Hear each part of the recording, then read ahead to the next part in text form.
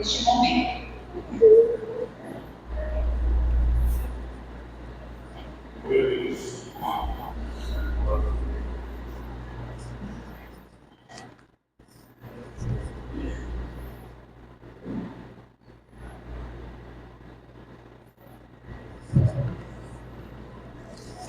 Meus irmãos,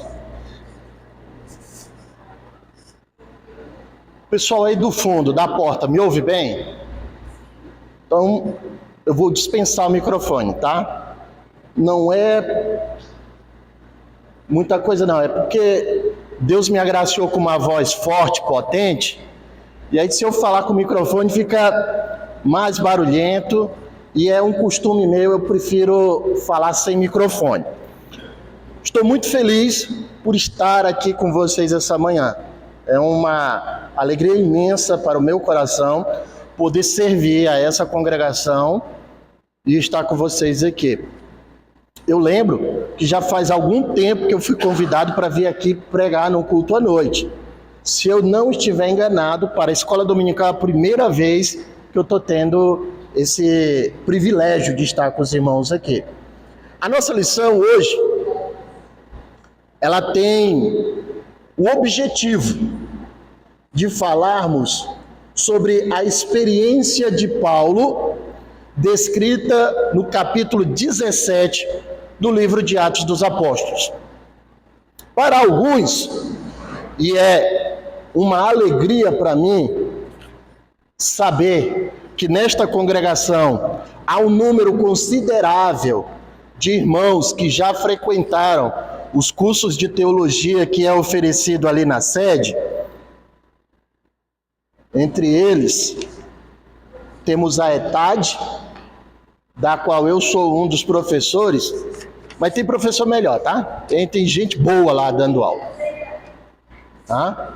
Ó, tem uma ali que é fã da professora Gláucia. A Gláucia, minha esposa, também dá aula lá. Até eu sou fã da aula dela. Tá? Mas para quem tem um pouquinho de conhecimento bíblico mais aprofundado, sabe que o livro de Atos dos Apóstolos é uma verdadeira experiência missionária.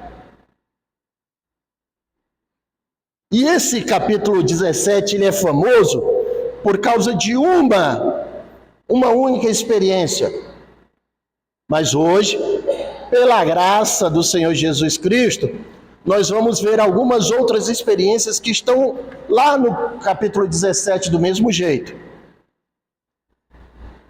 O assunto da lição nos diz: Cristo entre os filósofos. O Deus desconhecido se revela. Agora pela manhã, eu estava me arrumando para vir para casa e Gláucia comentou comigo sobre uma situação que aconteceu segunda-feira passada lá na aula da ETAD. Ela ministrou a primeira aula de bibliologia.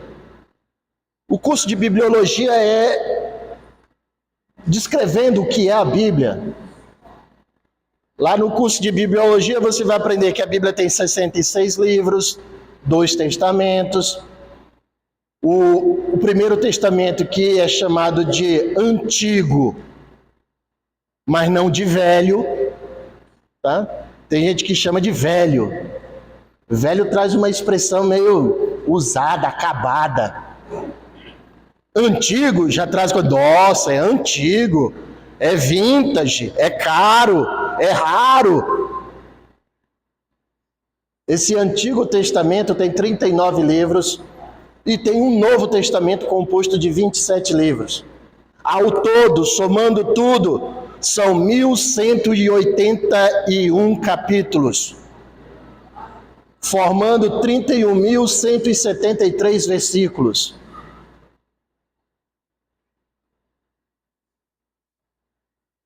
Mas uma coisa que a gente vai entender bem no curso de bibliologia é que o Novo Testamento só faz sentido se você conhecer o Antigo Testamento. O Antigo Testamento são as promessas. O Novo Testamento são o cumprimento das promessas. E lá no Antigo Testamento, Deus se revela.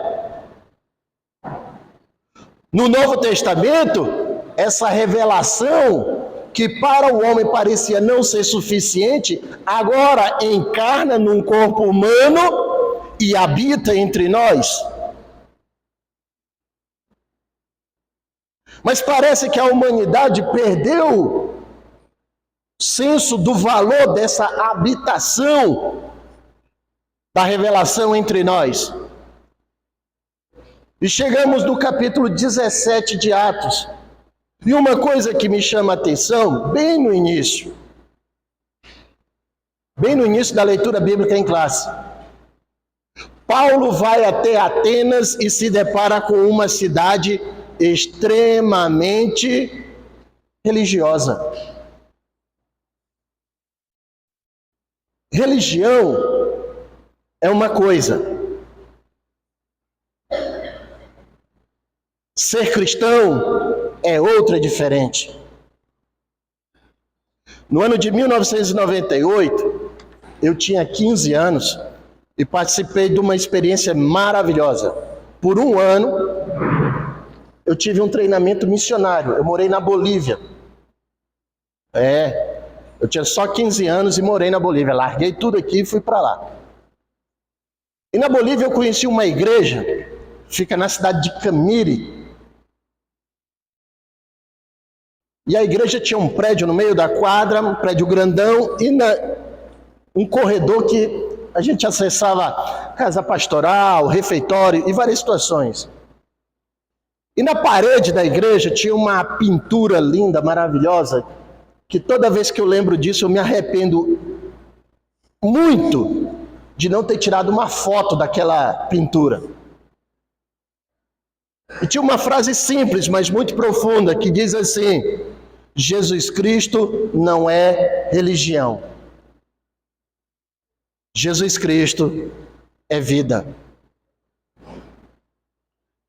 Baseada nessa frase, que não é bíblica, mas tem um peso teológico muito profundo, eu convido os irmãos agora a meditarem comigo sobre o que Paulo encontra em Atenas. Paulo encontra uma cidade muito religiosa. Mas tal qual a frase pintada lá na parede da igreja de Camiri, em 98, eu quero convidar os irmãos a entenderem que religião não é vida. Há muita gente religiosa no nosso meio. Mas religião não muda a vida de ninguém. Religião não transforma a vida de ninguém. Religião é um processo de você levantar da sua cama de manhã cedo e fazer suas orações a uma divindade e passar o resto do dia esquecendo daquela divindade, porque você já cumpriu a sua obrigação religiosa. Vida é diferente. João capítulo 14, versículo 6 diz o quê? Eu sou o caminho, a verdade e a convalescência. É isso que diz lá? Eu sou o caminho, a verdade e uma semana internado no hospital. É isso que diz lá? Quem está dizendo que é a vida? Então, quando você lá, João 14,6, Jesus está dizendo: eu sou o caminho. Para quem está perdido, é o melhor caminho para se andar. Eu sou a verdade. Para aqueles que estão cansados de ninguém acreditar no que você fala, talvez seria bom começar a falar de Jesus. Ele é a verdade.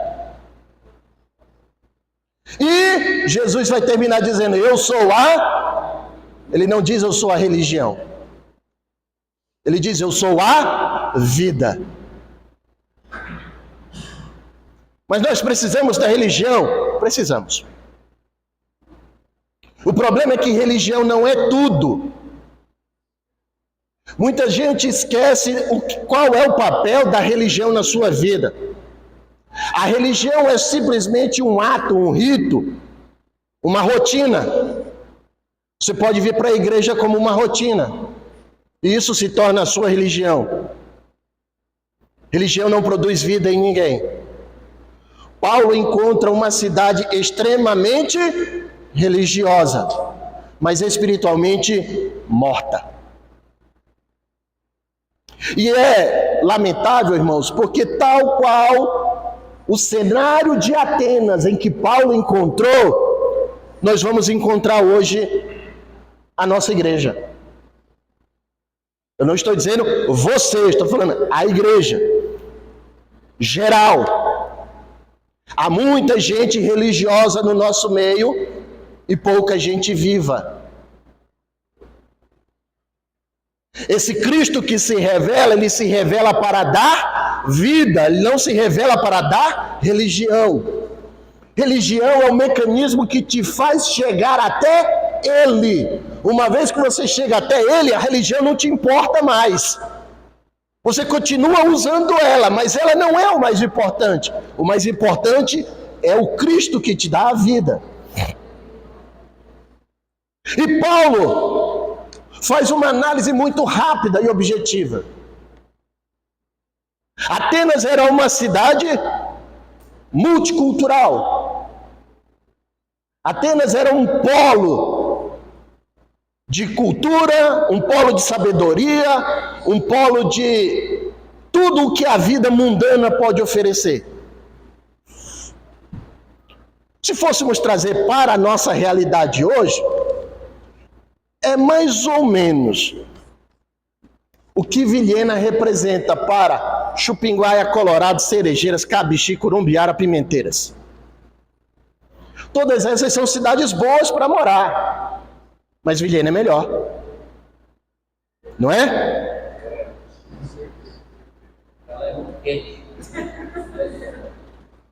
Pimenteiras é ótimo para pescar, mas Vilhena é melhor para comer o peixe, não é? Vai lá, pega o peixe, traz para cá. Por quê? Não, e Vilhena tem melhores temperos. A gente acha um tempero mais diferenciado. É ou não é? Da mesma situação, Atenas era essa cidade. Todo mundo queria ir para Atenas. Por quê? Porque lá tinha as melhores coisas. Mas era uma cidade espiritualmente morta. E aí, eu fiz algumas anotações aqui, tá? São 14 anotações. Eu vou me esforçar para a gente falar dessas 14 anotações antes de acabar o tempo que me foi dado, tá? Não se preocupe. O pastor falou que eu posso falar até meia-noite, sem tomar água. Como eu não aguento, eu prometo que eu vou terminar antes, tá bom? E a primeira coisa que eu observo na leitura bíblica em classe é a análise que Paulo faz, e eu quero comentar com vocês o seguinte: o cristão é chamado para viver. O cristão não é chamado para praticar uma religião, ele é chamado para viver. Viver o quê? Primeiro, ele vive o evangelho. Parece um contrassenso isso. Mas a cidade de Atenas não sabia o que era viver o evangelho. Eles sabiam muitas coisas, mas não sabiam o que era viver o evangelho. E é engraçado que nós cristãos, que temos todos os elementos para saber viver o evangelho, em muitos casos não o vivemos. Desculpe que eu vou falar aqui. Talvez o pastor Edivaldo vai falar assim: ô Gordinho, você tinha uma oportunidade, você queimou sua oportunidade. Nunca mais você volta aqui para dar aula. Mas eu preciso tocar em algumas feridas.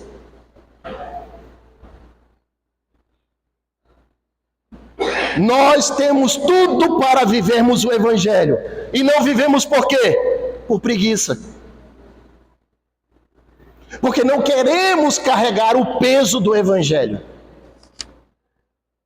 Somos chamados a viver o Evangelho. Não somos chamados a viver uma religião. A religião é uma sequência de ritos que você tem obrigação de cumprir. O Evangelho não. O Evangelho você não tem obrigação nenhuma. No Evangelho você não é obrigado a agradecer a Deus pela vida que Ele já te concedeu hoje. Você faz isso por uma consciência de que sem Ele você não teria vida.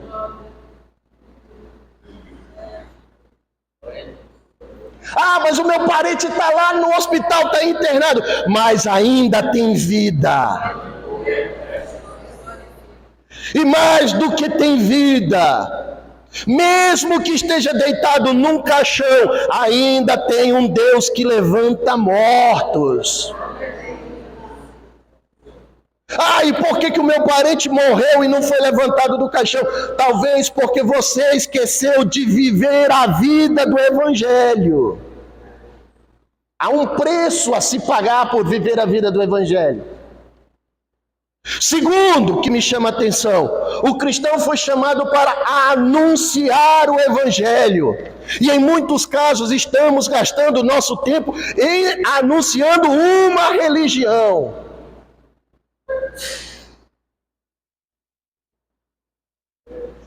Eu vou contar uma experiência para vocês rapidinho. Na esquina da minha casa, tem essa rua aqui, na outra rua, sobe reto, minha casa. Na esquina da minha casa tem o oposto dos dois mundos. Numa esquina tem uma igreja, na outra esquina tem um bar.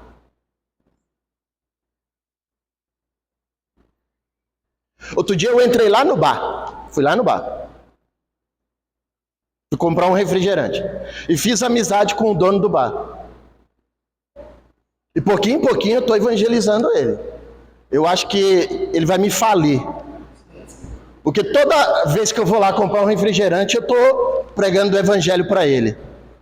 Talvez no dia que ele se converter, a Antártica me contrata. Eu vou lá comprar um Guaraná e falo assim, ó, todo dia. E o cidadão olhou para mim um dia e falou assim, qualquer dia eu vou lá na tua igreja. Eu olhei para ele e falei assim, eu não quero que você vá na minha igreja. E talvez essa seja uma lição que a gente precisa aprender, irmãos. O cristão não foi chamado a ninguém para vir frequentar a igreja. Eu não quero que aquele cidadão, o dono do bar, frequente a igreja. Olhei para ele e falei, meu amigo, eu não quero que você frequente a igreja. Eu quero que você conheça Jesus.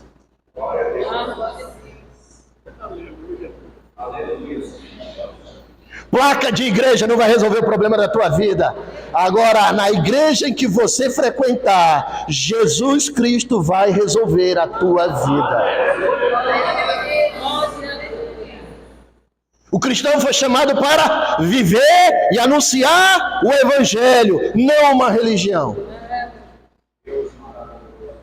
Talvez tenha pessoas aqui que já estejam dizendo, meu Deus, ele entra num bar. Meu irmão, nós fomos chamados para anunciar o Evangelho. Vai anunciar o Evangelho aqui dentro para quem, se todo mundo aqui é crente? As pessoas que precisam ouvir do Evangelho estão lá nos bares, nos botecos, nas casas de prostituição, nos pontos de droga. É lá que a mensagem do Evangelho é mais eficiente. Mas nós estamos preocupados em viver uma religião. Cuidado. Se continuarmos assim, seremos igual a Atenas. Multi em muitas coisas, rica em muitas coisas, mas pobre em espiritualidade. Fomos chamados a viver e anunciar o Evangelho, discernindo as coisas e com fidelidade. E aqui entra um problema sério. Discernimento é um exercício espiritual. Discernimento é uma tarefa cristã. Discernimento é um processo de amadurecimento da vida cristã. Discernimento é uma evolução do cristão. Há um versículo na Bíblia que diz assim: fuja de toda aparência. Em outras palavras, está dizendo assim: exerça o seu discernimento. O que é fugir da aparência do mal? Meu irmão, eu estou entrando num bar, eu sento para tomar um refrigerante, me passa o Jean na porta do bar e vê eu tomando um refrigerante, naqueles copos transparentes. O que o Jean vai falar? Está bebendo cerveja. Por quê? É a aparência. O Guaraná não se parece com cerveja? Parece. E o que eu faço então? Aí eu já vi gente dizendo: bebe Coca-Cola. Eu falo: não, irmão. Faz sinal, manda o Jean parar, faz ele sentar na mesa junto com você e vocês dois evangelizam o pessoal do bar. Resolveu o problema. Resolveu o problema. Discernimento é você, antes de tomar uma decisão, você parar, analisar todas as possibilidades e só depois tomar uma decisão. Isso é discernimento. A gente prega o evangelho com discernimento. Eu não chego na casa de uma pessoa já com um pedaço de pau e 3 pedras na mão. A gente chega para pregar o evangelho. O evangelho não é uma carga que se coloca sobre os ombros das pessoas. Alguém aqui já leu o livro O Peregrino? De John Bunyan? Vale a dica. Ah, eu não gosto muito de ler. Procura no YouTube. Filme O Peregrino. Tem lá, completo. Esse filme vai contar uma história fictícia. John Bunyan estava preso por pregar o evangelho, e por estar preso não podia mais pregar o evangelho. O que ele fez? Ele contou uma história, ele escreveu uma história, e essa história virou o livro mais vendido no mundo depois da Bíblia. E nessa história do livro O Peregrino, John Bunyan conta a história de um cidadão chamado Cristão, que ele anda vagando por todas as cidades à procura da felicidade. E aí ele se depara com uma cruz. E naquela cruz ele encontra Jesus. E na hora que ele encontra Jesus, automaticamente todas as cargas que vinham sobre as costas dele são automaticamente arrancadas da vida dele. E ele sente um alívio muito grande. Tal qual o cristão da história do peregrino, há muita gente aí sobrecarregada com as coisas do mundo. Cristianismo não é uma carga nova que você coloca sobre ela. Cristianismo é o alívio da carga dos mundos. Fomos chamados a viver. Há uma história que diz que o cidadão mudou. Vou dar um exemplo aqui. O cidadão muda para uma casa e naquela movimentação toda da mudança: oi vizinho, tudo bom? Tá, beleza. Conhece o vizinho? Uma semana depois vai o cidadão que mudou, bate na porta do vizinho, lá falou: ô vizinho, tudo bom? Tá? Ó, frequento uma igreja, tal, queria convidar você para lá num evento. Ô vizinho, obrigado, mas hoje não. Um mês, vizinho, está tendo um evento lá na igreja, queria te convidar. Falou: hoje não. E todo mês ele ia.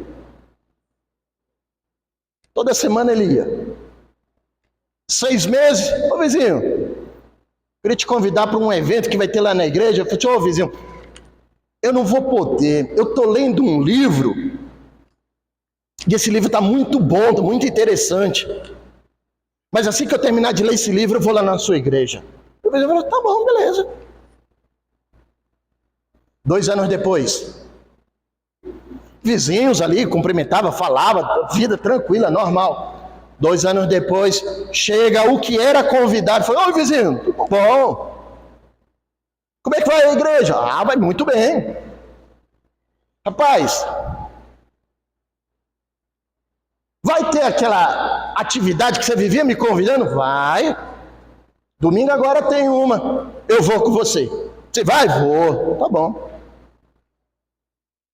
Aí o vizinho virou as costas, estava indo embora, e o outro falou assim: faz favor, há 2 anos eu te chamo para ir lá, e você falou uma vez para mim que estava lendo um livro e não poderia ir. Quando você terminasse a leitura do livro, você iria. Que livro é esse? Eu suponho que você já terminou de ler o livro, porque você está aceitando o convite para ir lá. Falou assim: ô vizinho,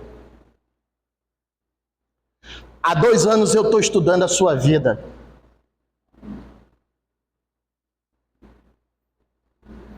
E hoje eu vi que você verdadeiramente vive o que prega lá na sua igreja. Irmãos, o cristão foi chamado para viver. A gente foi chamado para viver o Evangelho. O Evangelho não é uma religião de não pode. O Evangelho é liberdade em Cristo. Paulo diz: eu posso todas as coisas. Você pode. O fato de você poder todas as coisas não quer dizer que você vai fazer, mas você continua podendo fazer. Você tem a liberdade de dizer: não quero fazer. Lá no mundo, muita gente veio lá do mundo. Lá no mundo não é assim que funciona. Lá no mundo é: toma, vai fazer, não quero, mas vai fazer do mesmo jeito. O Evangelho é pregado com discernimento, mas também é pregado com fidelidade. Fidelidade aqui é não alterar a mensagem do Evangelho. E para não alterar a mensagem do Evangelho, eu preciso conhecer a mensagem. Para não alterar a mensagem de quem falou, eu preciso primeiro ouvir o que foi falado. É muito comum. E levante a mão aqui o camarada que nunca passou por isso. Aconteceu essa semana. O Glaucio, eu encontrei fulano. Ah, é? Encontrei fulano. É. E aí? Não, tá todo mundo bem. É. E a mulher dele? Tá bem. Ela já sarou? Eu falei: do quê? Sarou do quê? Ah, mas tu não sabia que a mulher dele tá doente? Eu falei: não. E tu não perguntou? Eu falei: não, por que eu ia perguntar se eu não sabia? Ah, mas vocês homens não conversam nada. Conversa sim. Só que a gente conversa aquilo que a gente sabe. Se eu não sei que a mulher dele está doente, por que eu vou perguntar da mulher dele? Já aconteceu isso com vocês? Já? Agora se coloca na posição de pregador do Evangelho que não sabe o que é o Evangelho. Como é que você vai pregar uma coisa que você não conhece? Como é que você vai falar de uma coisa que você não sabe? É por isso que o cristão precisa primeiro viver o Evangelho. O Evangelho dialoga com a cultura sem perder a verdade. Tem muita gente que vem para Cristo e fala: agora que eu estou em Cristo, eu sou uma nova criatura. Não tenho nenhum tipo de contato com as pessoas que estão no mundo. Meu irmão, isso é um erro. Se você não tem contato com as pessoas que estão no mundo, como é que você vai ganhar pessoas para Cristo? Agora que você é nova criatura, você precisa ter contato com as pessoas que não conhecem a Cristo.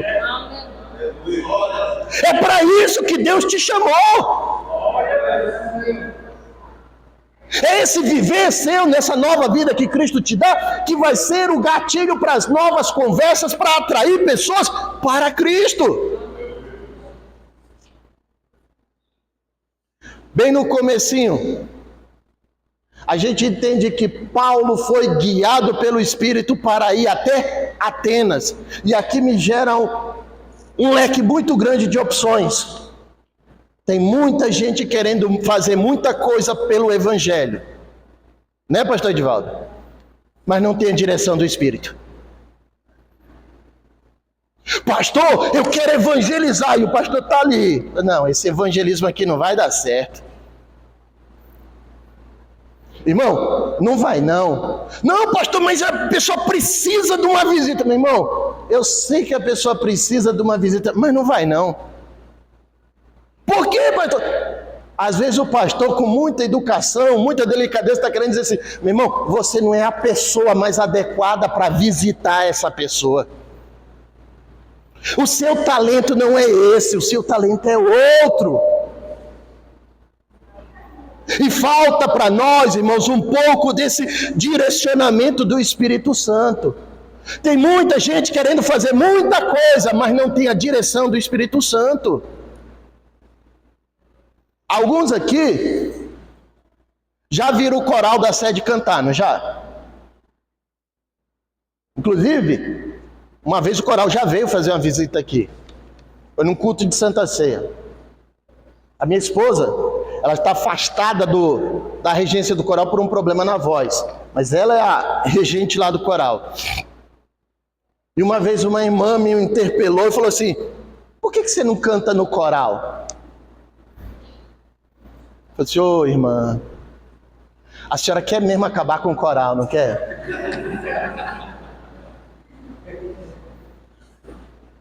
Ô irmã. Aí eu contei isso lá numa reunião do coral. Aí teve um irmão que teve uma ideia maravilhosa. Falou assim: Wellington, não tem problema não. Você faz parte do coral. Faz parte, faz. Qual é a minha função? Aí ele falou assim: dar peso e beleza.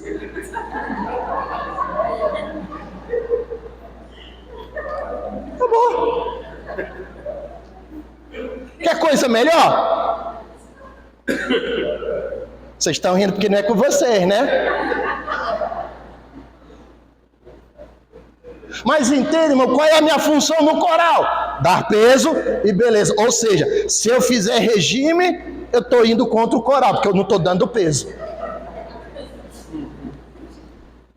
E não posso ficar feio, tem que ser bonito o tempo todo. Mas qual é a sua função dentro da igreja? Qual é a sua função dentro da igreja? Tem gente que tem uma função, que tem um chamado, que tem tudo, só não tem a direção. Aí para isso, Deus colocou o anjo da igreja que está ali, ó. É justamente para direcionar você. Às vezes você tem vontade, você tem habilidade, você tem tudo, só não tem direção. Aí o pastor da igreja vai orar e fala: Senhor, eu preciso dar alguma coisa para o Wellington fazer, porque ele está me perturbando, eu preciso ocupar ele. Aí o Espírito Santo fala assim: não dá nada para ele não, porque ele não tem vez aqui. É que o pastor não está vendo que Deus me usa. Não, meu irmão, não é assim. Precisa do direcionamento do Espírito Santo. Paulo só foi para Atenas porque Deus direcionou ele para ir para lá. O sucesso de Paulo só foi grande porque ele estava debaixo do direcionamento de Deus. Atenas era o símbolo de influência cultural e intelectual, ou de uma religiosidade idólatra. Entende, irmãos? Religiosidade é uma coisa, idolatria é outra. Há no nosso meio, é uma ferida muito difícil de curar, há no nosso meio um conceito de eu vou para a igreja. Por quê? Porque eu tenho que ir para a igreja. Meu irmão, ninguém tem que ir para a igreja. Porque essa ideia de tenho que ir para a igreja tira de você o sentimento de gratidão. Jean, eu estou cansado, eu estou moído do trabalho, mas eu vou para a igreja. Mas por quê? Eu vou para a igreja. Eu sinto que eu preciso ir para a igreja. E lá na igreja eu vou sentar na cadeirinha e eu vou fazer uma só oração: Senhor, muito obrigado pelo dia de trabalho hoje. Acabou.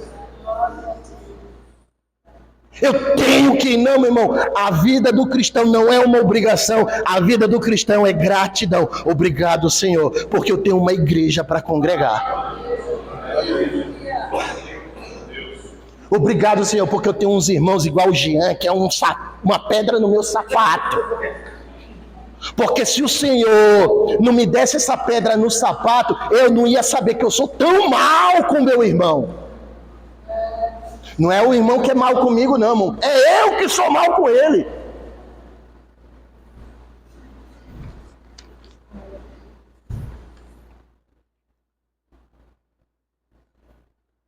Estava ontem na igreja, culto de Santa Ceia.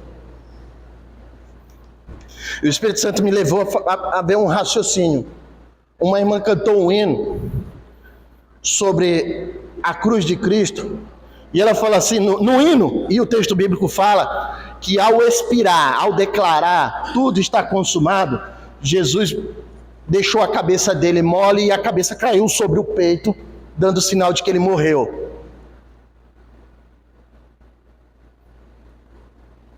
Semelhante à história de John Bunyan, o Espírito Santo falou ao meu coração da seguinte maneira: a única pessoa que chega na cruz e olha para baixo é o Cristo. Nenhum outro, ao chegar na cruz, olha para baixo. Você pode estar crucificado lá, você não olha para baixo. Por quê? Porque você olha para o céu, aonde está o Cristo, e diz assim: eu sei o preço que o Senhor pagou. Quando você e eu chegamos na cruz, a gente não olha para baixo, a gente olha para cima, para olhar para Deus e dizer assim: eu sei o preço que o Senhor pagou. Está doendo em mim. Por isso eu sou grato ao Senhor. Paulo, o texto bíblico, o texto da nossa lição bíblica em classe vai falar que Paulo vai primeiro para a sinagoga falar do evangelho. Por quê? Porque é um mandamento bíblico. Descerá poder sobre vós e vocês serão minhas testemunhas aonde? Primeiro, em Jerusalém. Depois, na Judéia. Depois, em Samaria. Depois, os confins do mundo. Vamos trazer isso para o nosso viver aqui? Jerusalém. Essa congregação. Você tem primeiro que dar testemunho aqui dentro. Porque se o teu testemunho não for aceito aqui dentro, ele não vai ser aceito na Judéia. Qual é a Judéia? O seu bairro. Se você não consegue ser um bom cristão aqui dentro de um monte de outros bons cristãos, na hora que você estiver sozinho lá na Judéia, ninguém vai acreditar na mensagem do Evangelho. E se você não conseguir sair de Jerusalém, como é que você vai para Samaria? Ô professor, o que seria Samaria? Samaria seria Vilhena. É a sua igreja, é o seu bairro, é a sua cidade, é o seu estado, é o seu país, é o continente do seu país e depois o mundo todo. E tem gente querendo atropelar isso daí. Não, pastor, Deus me chamou para ser missionário aonde? Lá no Japão. Não ganhou nem o vizinho dele. Quer ganhar o Japão? Não, irmão, não é assim que funciona. Primeiro, Jerusalém. Olha que o viver em Cristo tem etapas. Não queime as etapas. É igual um processo. Não é machismo da minha parte, mas eu acho que todas aqui sabem fazer um bom arroz e um bom bolo. Na minha casa, eu até arrisco fazer algumas coisas no fogão. Mas eu tenho duas dificuldades. Uma, arroz. Eu não consigo fazer um arroz. O meu arroz, irmãos... O meu arroz é católico. Todo mundo gosta de comer um arroz protestante. O meu é católico. Sabe qual a diferença do arroz protestante para o arroz católico? O arroz protestante não se bica um com o outro, é solto. É solto. Já o católico é tudo unidinho. Tudo unidinho. Vocês entenderam, né? irmão, protestando, está protestando. Você vai ficar do lado de alguém que está protestando contra você? Você não fica, ué. E um belo dia eu fui fazer um arroz, aí a Glaucia falou assim, é por isso que o teu arroz não fica bom. Eu falei, por quê? Você queima as etapas, você não segue a receita. Eu falei, meu Deus do céu. Aí um dia, eu fui fazer arroz seguindo a receita dela. Deu certo. Ah, professor, o que você quer dizer? Tudo na nossa vida tem uma receita. Não queime as etapas. Não pule os processos. Primeiro é Jerusalém. Não consegue ser bom crente aqui em Jerusalém, não vai conseguir ser na Judéia, não vai conseguir ser em Samaria, não vai conseguir ser nos confins da terra. Primeiro tem que ser bom crente aqui.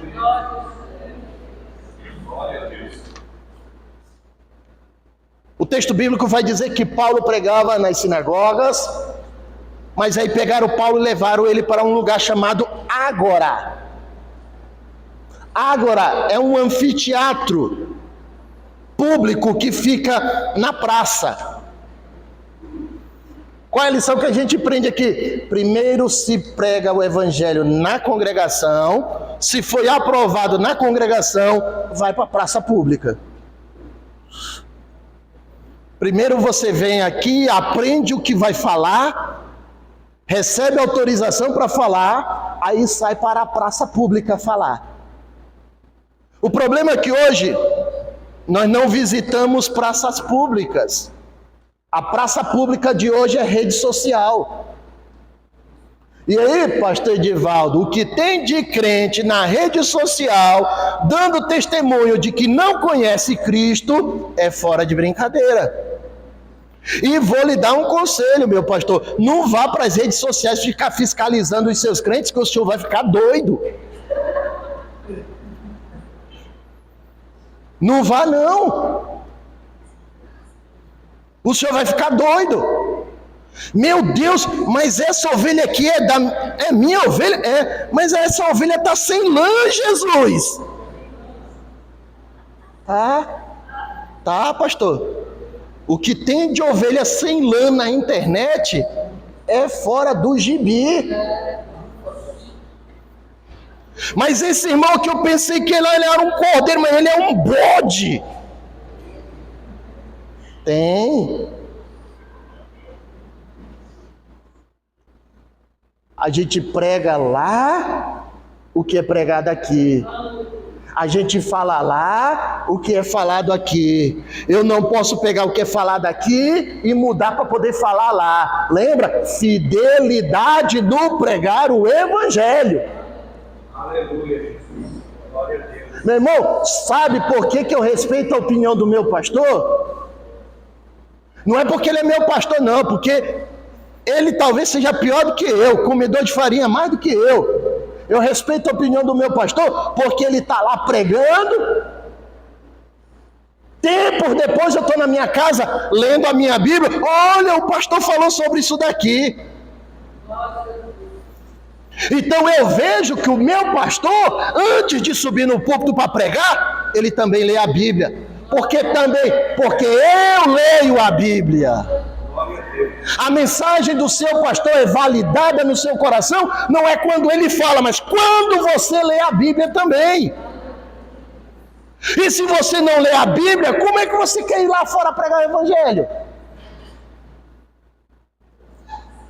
Se o seu pastor falou aqui, o que ele falou tem que ser dito lá. Não pode haver mudança na mensagem. Primeiro, a mensagem não é sua, você não tem autorização de mudá-la. Aleluia. Se a mensagem não é sua, você não pode mudá-la. É igual um bilhete. O povo hoje não sabe o que é isso.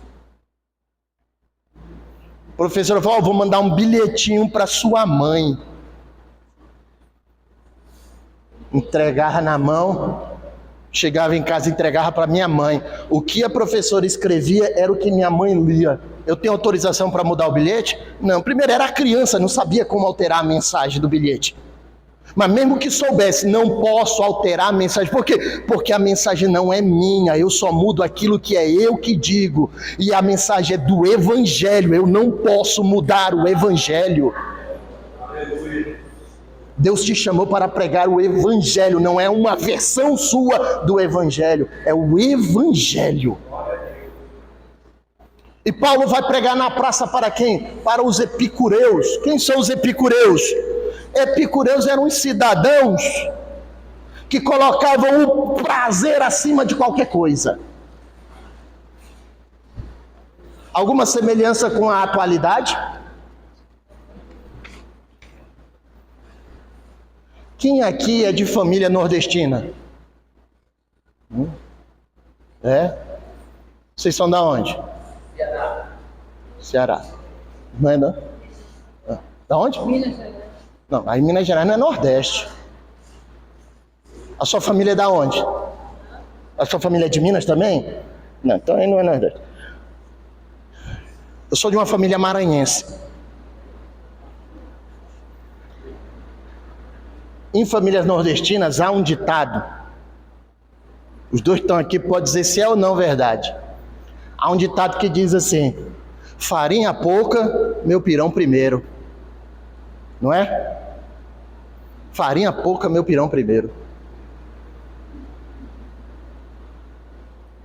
Tem muita gente por aí que vive um egoísmo muito grande. As coisas são primeiro para ela. Tudo é primeiro para satisfazer a ela. Se sobrar, passa para o marido. Se sobrar, passa para a mulher. Se sobrar, passa para os filhos. Se sobrar. Os epicureus eram essas pessoas. Colocavam o prazer acima de qualquer coisa. Primeiro, a satisfação do meu prazer.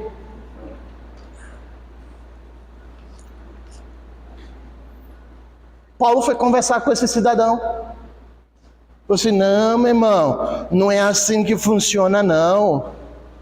Porque o Cristo, o Filho do Deus vivo, estava sentadinho. Ele estava lá, ó, sentadinho na cadeira dele, lá, de boa. Oi, Deus. E lá na terra, salvar aquele bando de gente ruim, safada? Não, vou não. O que, pai? Eu tenho que... Não! Meu prazer primeiro. Foi isso que Jesus fez? O meu prazer é que eles conheçam a ti. O meu prazer é que conheçam a ti. Mas para que eles conheçam a ti, eu tenho que morrer? Então eu morro com prazer. Porque o meu prazer é que conheçam a ti. O meu prazer é que vejam você. O meu prazer é que saibam que você é Deus acima de todos os outros. E se precisar morrer, este será o meu prazer. Os epicureus era primeiro o meu prazer. E Paulo diz: não, primeiro é o prazer de Deus. Paulo também conversou com os estoicos. E os estoicos eram um povo que tudo para eles era razão. Se você não der a razão da coisa, eles nem conversam com você. Eu não sei se Paulo já tinha lido a cartinha de Pedro dizendo assim: estejam preparados para quem perguntar, vocês darem a razão da esperança que há no coração de vocês. Mas Paulo é maravilhoso. Jean, por favor, abre sua Bíblia. 1 Coríntios 15, 19.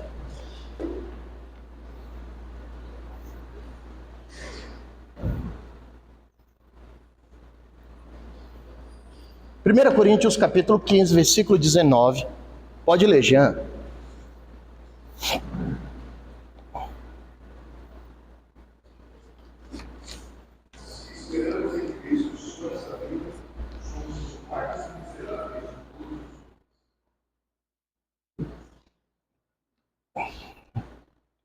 Vamos lá. Se esperamos Cristo somente nesta vida, somos felizes. É isso? Para que você entregou a vida para Cristo? Você entregou a vida para Cristo para viver aqui? A promessa que te fizeram, a proposta que te encantou, foi uma vida aqui? Porque tem gente querendo ser crente, meu irmão, aqui. Tem gente que não conhece o hino 26. Alguém aqui conhece o hino 26? Não vale olhar na harpa, não. Não vale olhar, não. Conhece o hino 26?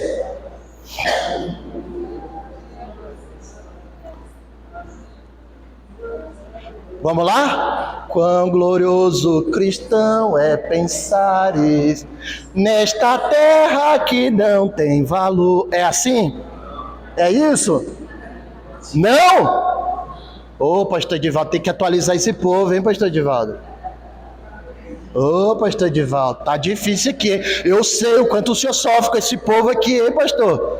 Tudo desatualizado. Mão, o que tem de crente pensando só nessa terra tem que mudar o hino da harpa. Quão glorioso cristão é pensar na cidade que não tem igual, cujos rios são de puro jaspe e as ruas de ouro e cristal.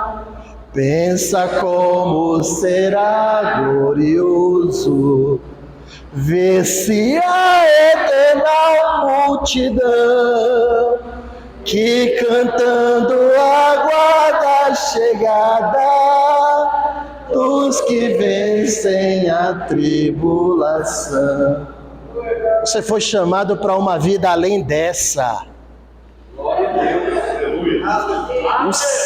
O seu prazer não é nessa vida, o seu prazer é na vida futura.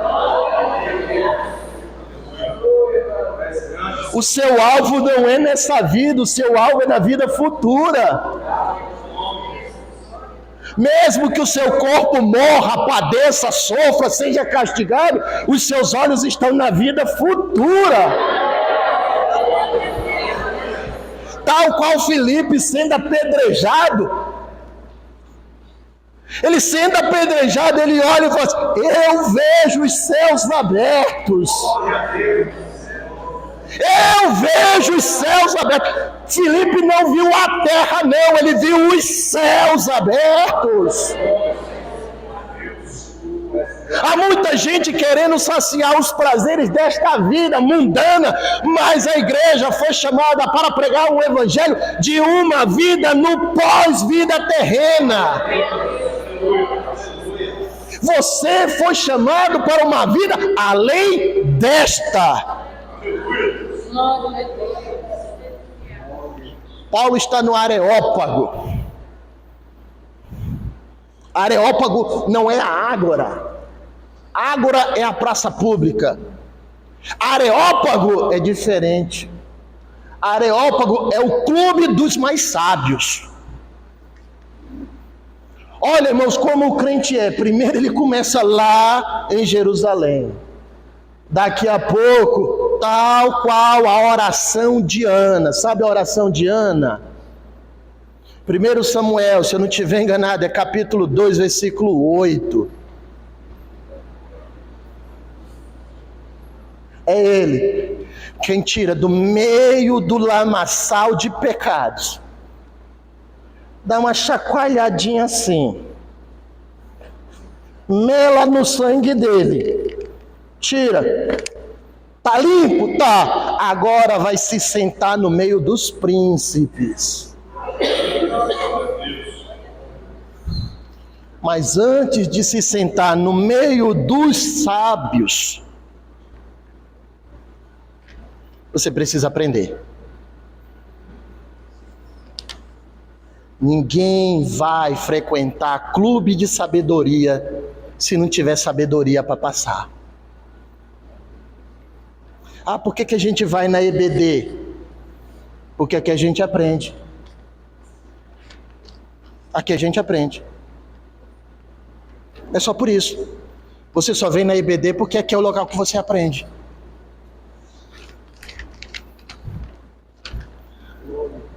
Mas e o que eu faço? E se Deus me tirar da minha Jerusalém e me colocar no meio do clube dos sábios? Eu preciso saber o que falar. Eu preciso ter bagagem, eu preciso ter conhecimento, eu preciso passar algum tipo de informação. Como é que eu faço isso? Primeiro vem para a igreja. Pastor Edivaldo, que dia que é o culto de doutrina?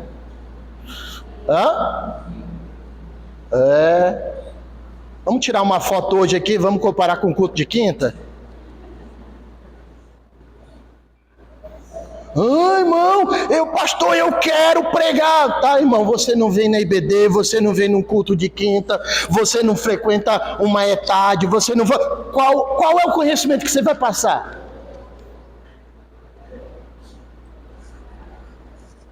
O Deus que se revela, também se revela para você. Você só pode falar do Deus que se revela depois que ele se revelar para você, meu irmão. E a melhor forma de pregar o evangelho não é falando o que o seu pastor disse, é falando o que Deus já revelou para você. Quem aqui não conhece a história de um cidadão que era bêbado? Bêbado é pouco. Chamar ele de bêbado é dizer que estava sóbrio. Aí encontrou Jesus e abandonou a cachaça, abandonou a pinga, abandonou a cerveja, abandonou tudo. Ai, o que aconteceu com você? Não, eu abandonei. Abandonou não, meu irmão. Foi Cristo que entrou na sua vida. Quem aqui não conhece um testemunho desse? Quem aqui não conhece? A melhor forma de pregar o evangelho é dizendo o que Jesus Cristo já fez na sua vida. Meu irmão, somente aquele que esteve em estado terminal num leito de hospital é que sabe o quão poderoso é o Deus que diz, eu curo. Eu não sei o que é esse Deus que cura. Por quê, professor? Porque eu nunca estive num leito de hospital desenganado por um médico. Mas aquela irmãzinha que tem um filho, ou aquele irmãozinho que já passou por essa situação, quando ele fala do que Jesus fez, o discurso dele muda. Fale do que Jesus fez na sua vida. Uma vez eu fui convidado por um pastor a fazer um convite para a igreja. O pastor queria lançar a campanha da fofoca. Ele falou para mim assim, rapaz, Wélio, na minha igreja o que tem de gente falando da vida um do outro. Eu falei, pastor, faz a campanha da fofoca. Ele olhou, como? Eu falei assim, marca um dia que eu vou lá pregar. Aí ele olhou, você vai? Eu falei, vou. Aí a mulher do pastor falou assim, vocês são dois doidos. Eu falei, não, vai dar certo. Cheguei lá e falei, irmão, eu vim aqui para a gente instituir a campanha da fofoca. Por uma semana, você vai fazer fofoca à vontade. E essa primeira semana, nós vamos falar da vida de Jesus. Fofoca não é falar da vida dos outros? Não é? Não é, pastor Edivaldo? Fofocar não é falar da vida dos outros? Então essa primeira semana nós vamos falar da vida de Jesus. está liberado para falar da vida de Jesus. Está liberado. Fale da vida de Jesus. Gerando fica, o irmão lá estava orando para Deus dar um carro para ele. Deus deu um carro. Olha só, olha. O outro lá estava com processo na justiça e não saía, mas foi só orar que saiu o negócio. O outro estava com o filho no hospital. Jesus curou. Não, esse tipo de fofoca está liberado. Não está, pastor Edivaldo? Olha, ele está dizendo, tá ali, vocês podem falar da vida de Jesus à vontade, até babar.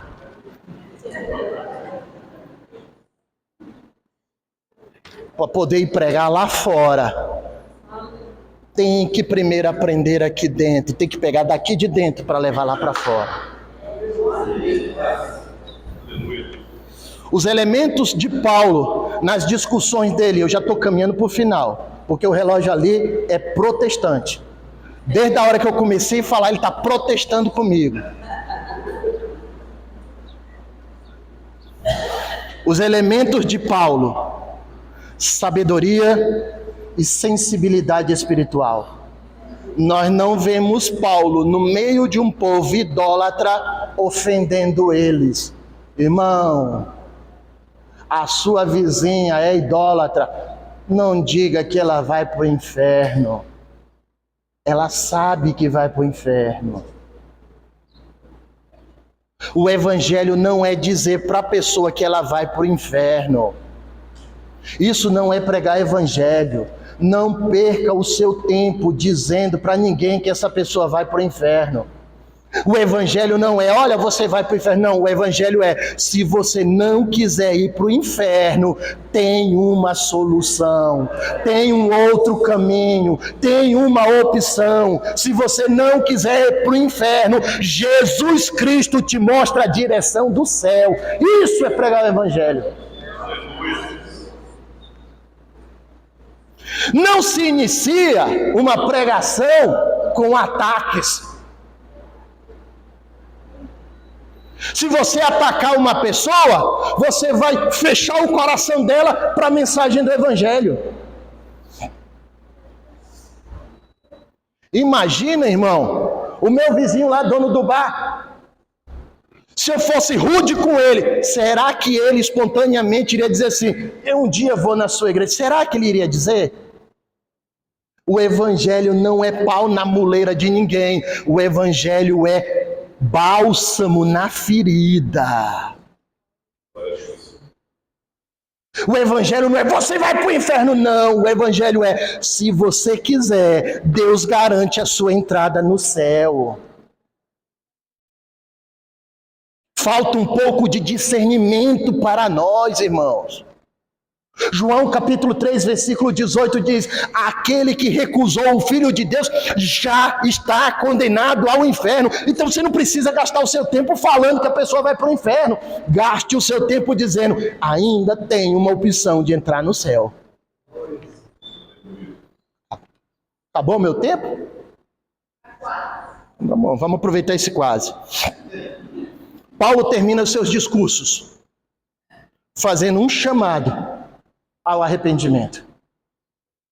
Paulo não obriga ninguém. E aqui é outro ponto, irmãos. Não é por força, nem por violência. Ah, é? Você acredita mesmo nisso, meu irmão? Não é por força, nem por violência? Mas você estava quase batendo no camarada ali, querendo que ele fosse lá na frente aceitar Jesus? Que é isso? E o meu Espírito, o Consolador, quando vier, convencerá vocês do pecado, da justiça e do juízo. Ninguém, irmãos, toma esse caminho aqui e chega ali no altar se sinceramente não se convencer do pecado, da justiça e do juízo. E é o Espírito Santo quem convence do pecado, da justiça e do juízo. Aí o que eu tenho que fazer? Pregar o evangelho. Ah, mas ninguém está aceitando. Mas você não foi chamado para converter ninguém, não. Você foi chamado para pregar. Prega o evangelho. Se ninguém aceitar, prega o evangelho. A sua tarefa é pregar o evangelho. Mas não tem ninguém ouvindo. Mas você não foi chamado para ser ouvido, não. Você foi chamado para pregar. A sua tarefa é pregar. Não tem ninguém para ouvir, mas pregue. A sua tarefa é falar. Fale do amor de Deus.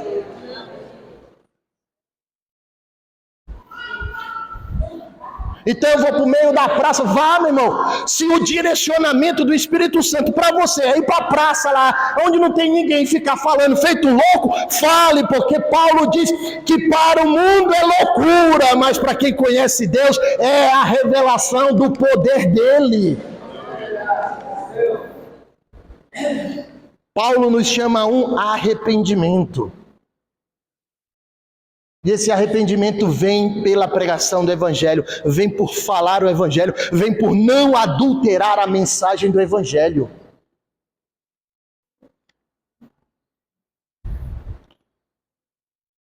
Eu quero concluir. Assim como Paulo, devemos dialogar com respeito, sem negociar a verdade, proclamando Cristo como a esperança da salvação. Assim como Paulo, devemos pregar, devemos conversar, devemos dialogar.